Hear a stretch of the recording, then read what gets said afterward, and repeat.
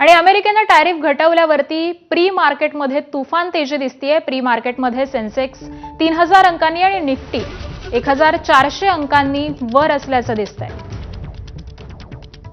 तर अमेरिकेने टॅरिफ कर हे घटवल्यानंतर आता टॅरिफ घटल्यामुळे प्री मार्केटमध्ये ही तुफान तेजी सध्या दिसतेय। प्री मार्केटमध्ये सेन्सेक्स 3000 अंकांनी आणि त्याचबरोबर निफ्टी 1400 अंकांनी वर असल्याचं सध्या दिसून येत आहे।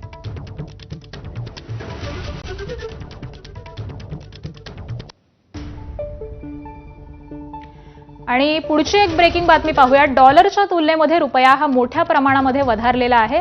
डॉलर 1 रुपया 10 पैशांनी स्वस्त झालेला आहे। तर आताच्याच हा देखील अजून एक परिणाम दिसून येतोय। डॉलरच्या तुलनेमध्ये रुपया हा मोठ्या प्रमाणामध्ये वधारलेला आहे। डॉलर 1 रुपया 10 पैशांनी आता स्वस्त झालेला आहे।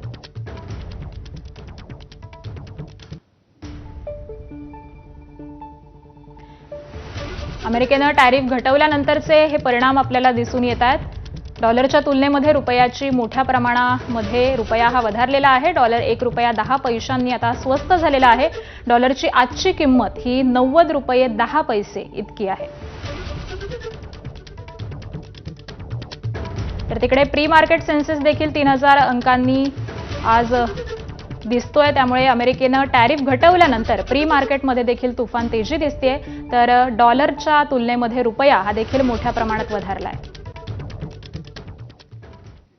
अमेरिकेसाठी भारताने आपली बाजारपेठ खुली केली आहे का? काँग्रेसने मोदी सरकारला असा सवाल विचारलाय। तर ट्रम्प म्हणतात भारत आमच्यावरती आयात कर 0 पर्यंत आणेल असं काँग्रेसने म्हटलेलं आहे। तर शस्त्रसंधीप्रमाणेच ट्रम्प यांच्याकडून व्यापार कराराची एकतर्फी घोषणा झालेली आहे।